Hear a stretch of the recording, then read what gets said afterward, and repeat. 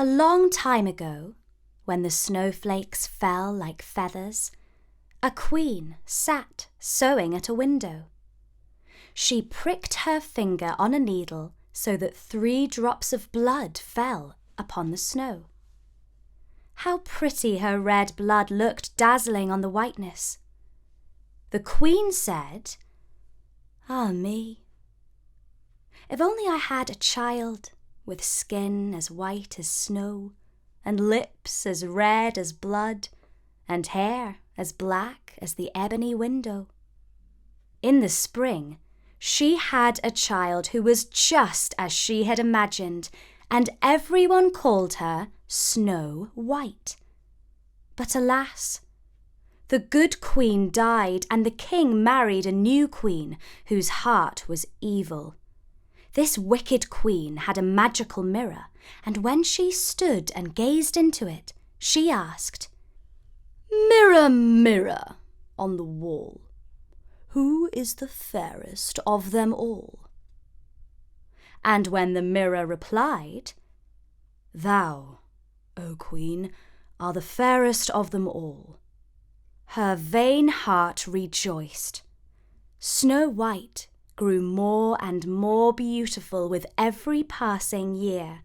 At last, the time came when the mirror said, "O Queen, if truth be told, Snow White is fairest, now she is 16 years old." And the queen almost smashed the mirror in her rage. The next morning, she summoned a hunter and gave him orders. "Take Snow White out and don't bother to bring back anything but her heart." The hunter led Snow White to the woods where, taking pity on her innocent heart, he told her to run and hide. She ran and ran, cutting herself on brambles. Meanwhile, the hunter returned to the queen with the heart of a deer. Snow White fled until she came upon a cottage in the middle of the woods. The door was open. She went inside and saw that the furniture was child-sized. She curled up on one of the 7 little beds and fell asleep. The owners of the cottage were 7 dwarfs who spent the day mining for gold in the heart of the mountain.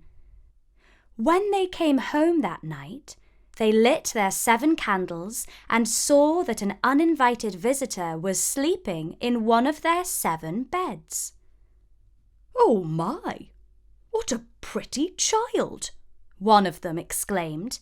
"Shh!" ordered another. "Don't wake her up." "Where shall I sleep?" asked a third.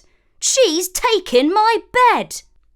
"Well," said a fourth, "there are 7 hours in the night, so every hour one of us must get out of bed and take a turn at sleeping in the chair." And they all agreed that that was only fair. When the sun rose, Snow White awoke. How frightened she was when she saw the 7 dwarfs. But they were friendly and asked her name. "Snow White," she replied. The eldest dwarf said, "Well, Snow White, if you take care of our house, then you may live here." And Snow White agreed with all her heart.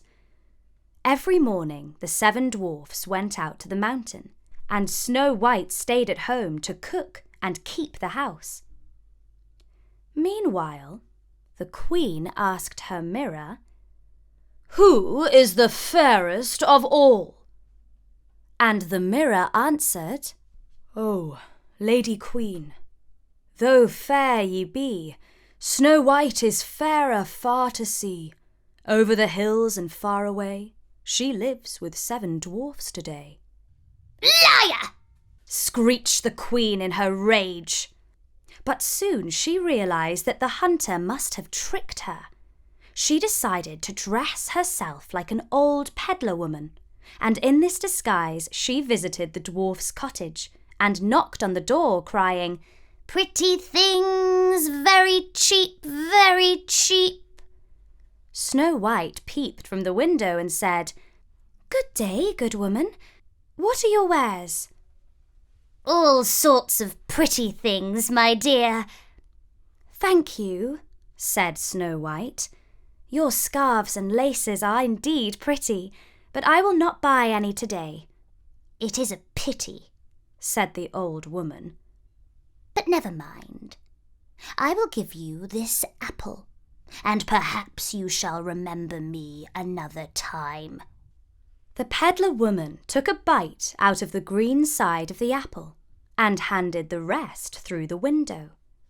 Snow White thanked the old woman and bit into the fruit. Little did she realize that the wicked queen had poisoned the rosy side of the apple, the part that Snow White now swallowed. That night, when the dwarfs came home, they found Snow White lying upon the floor. No breath came from her lips. They sat round her and wept for 3 whole days. Then they made a coffin of shining glass, laid her in it, and placed her on top of the mountain. It happened that a prince, out hunting, came across the glass coffin. He was very much taken by the pale girl who lay so still inside it, and he thought she must be a statue left there by the ancients. He ordered his servants to pick up the unusual object and carry it home. In doing so, one of them stumbled and the glass box fell to the ground. It shook terribly, and the piece of poisonous apple which had lodged in Snow White's throat came out, so that she opened her eyes, alive once more. Snow White and the prince were soon wed. They and the 7 dwarfs lived long and happy lives, while the wicked queen went mad with envy, for she could never be the fairest of them all.